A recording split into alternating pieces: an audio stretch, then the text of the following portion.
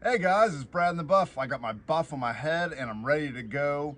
I wanted to do a quick video breakdown of some of my initial thoughts and impression of the Allegheny Trail hike I just completed. Just give you a couple quick things before I put out any videos on the trail specifically, but just some thoughts and impressions, and I'm going to break it down in this video.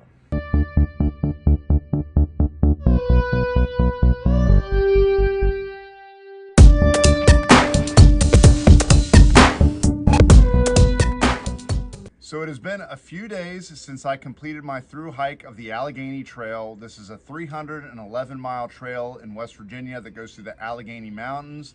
It starts near the Virginia border and it runs all the way up to the Pennsylvania border, ends up in Brewston Mills. I really enjoyed myself. I did it over a 2-week period. I am going to submit for a FKT, that's the fastest known time, and see if I get that. I'm sure if they do it, I recorded the trip through some GPS stuff, so I'm hoping that I do establish the fastest known time on the trail. But I had a great overall trip. It was a good experience for me. Some just quick initial thoughts and impressions of questions I've gotten asked since I have been back is, first of all, how did I hold up over the trail? How did I physically hold up? How did I mentally hold up? For me, I averaged about a little over 20 miles a day. That's a lot of miles for me. I'm not like a long distance guy. I don't really have a background in any kind of long distance training. So for me, that's putting on some heavy miles. When I do section hikes, I usually am in the 18-mile a day range, but that's only for a couple days.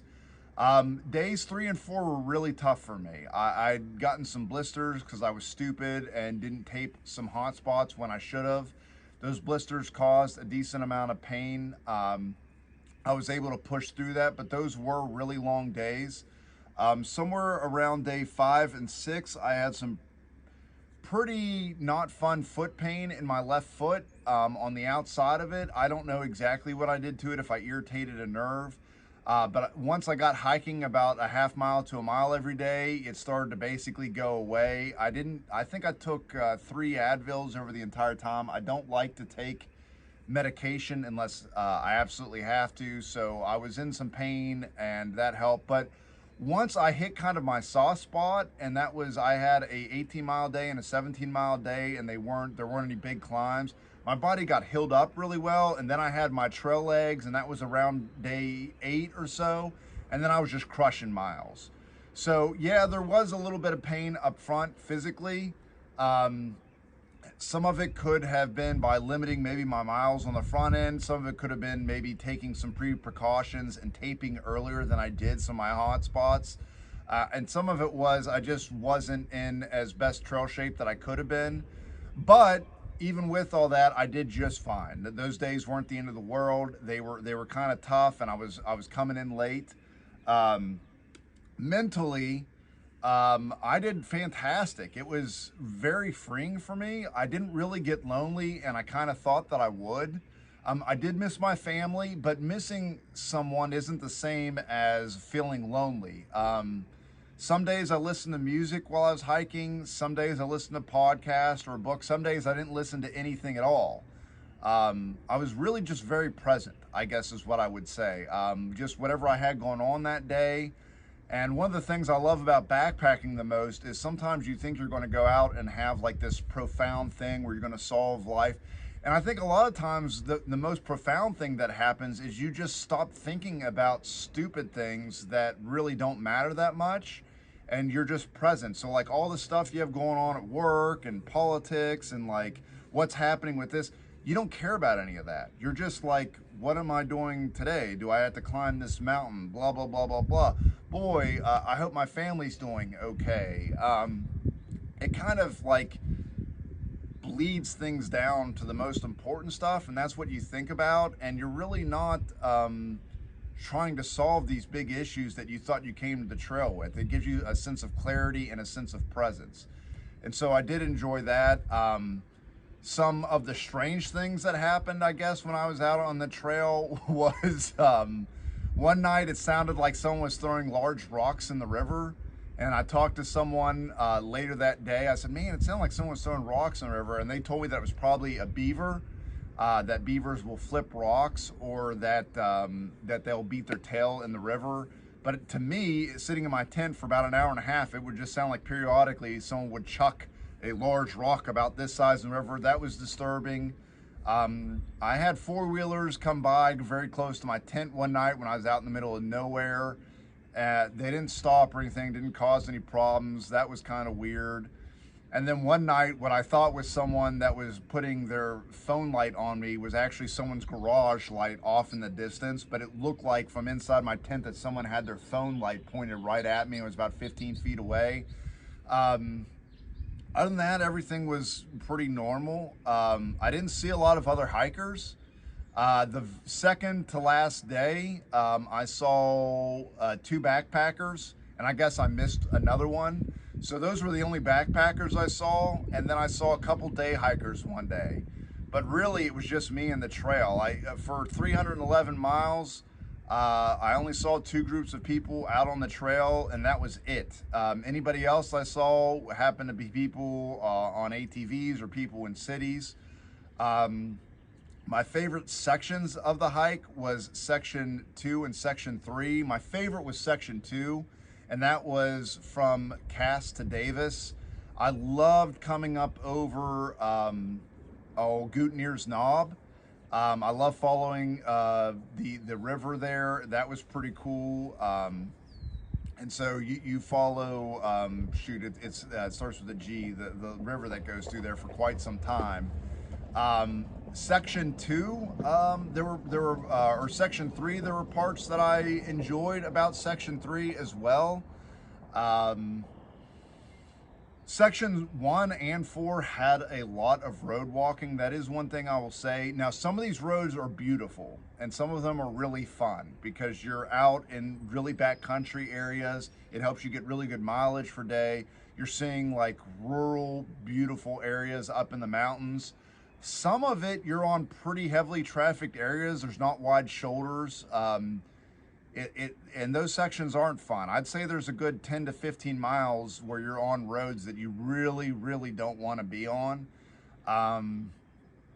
It's not a large portion of the trip, but it is a part of the trip that people should be aware of. And I do think that they're trying to fix that. So that is one thing to be aware of. But a lot of the roads that even when you're road walking are very pleasant. They're old four-wheeler or trucking roads, so it does kind of feel like just like a large trail, and you can get some good sights off of those. As far as what I ate on the trail, it was like pretty traditional stuff. I just take oatmeal and I load it up with chocolate and peanut butter, stuff to get calories in it. That's what I'm usually eating for breakfast. At night, I take my ramen. This sounds gross, but I think it's delicious. And I put peanut butter in it, almost like peanut butter pad thai. And then I put spicy sauce in it, like sriracha packets. And then I put some olive oil in it for the calories. And I put some cashews in it for the calories. And I put my potatoes in with it so I don't have to make them twice. And it makes like a really creamy, and I put bone broth in it. And it's a very high calorie, high protein meal. Just before I go to bed, I get well over 1,000 calories in one little bowl. And that's primarily, and then in between I snacked on, like little peanut butter things, chocolate, crackers, chips. I tried to get high density calorie stuff so I don't have to carry a ton of weight. And that's mostly what I ate out on the trail. I'm going to put together these videos. The videos, I'm probably going to put it out one section at a time and then one complete video. So that's how I'm going to put out the videos for this trip. Is I'll probably have like a section 4 video, section 3 video, section 2, section 1, and then one overall video that I'm going to be putting out of those subsequent weeks. But overall, had a great experience. My favorite stayovers were in Durban and Davis. Really had a good time both nights I stayed in those towns. I stayed in the West Fork campground when I stayed in Durban. The people in Durban were nice. I got coffee when I came into town. Or actually I got it wasn't a milkshake, it was a smoothie. I got a smoothie. Then I went and had dinner at Station 2, then went over to a little place called Christen's something or other and talked to some people there that were out to see green banks and had a really nice night. and Durban, and then the same thing in Davis. I got something to eat. I went over, I talked to people at Stumptown, I know them, and hung out there, and that was a really fun night. So those were two of my favorite stays that I had. And it was good to get in. Now, probably my favorite overall night was staying at the LRC Bed and Breakfast. Those people are tremendous. Even if you're not hiking in the area, I would highly recommend going out there and checking it out. They have like a little hobby farm, and they took us out for a tour, and they treated us well. I met my family there for a night, and that was a great stop for me. Beautiful, beautiful building with lots of history. So if you're into history and cool people and cool things, and kind of like hobby farm and just seeing an interesting area, they're right on the river, so it'd be perfect for summer. I'd recommend you stay there just to check it out.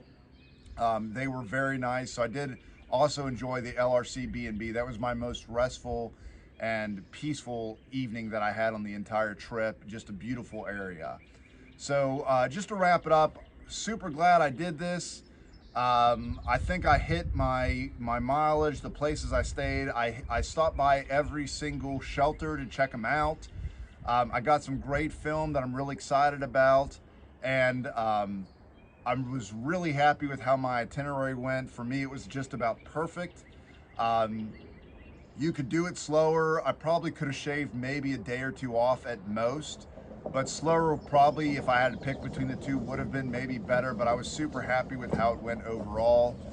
And I got to see some beautiful places of West Virginia that I had never seen before, and I'm very proud to have completed the longest trail in my home state, and just see the sights that are up in the Allegheny Mountains. I want to thank the Allegheny Mountain Trail people and the West Virginia Scenic Trail that do all the trail work on it.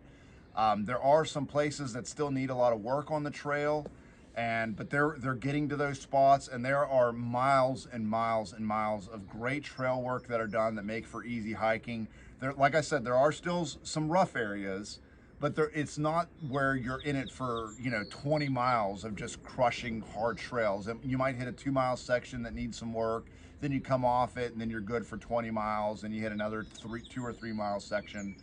I just overall was really happy with the trails. I'm kind of mumbling on, so I'm going to wrap this up. But I had a great trip. I'm glad to be back, and I'm glad I had the adventure that I had. So thanks for watching. I'll get these videos out, and I'll see you guys next video. Hey guys, if you like the video you just saw, please subscribe, click the bell so you can get alerted for any new videos that I may do.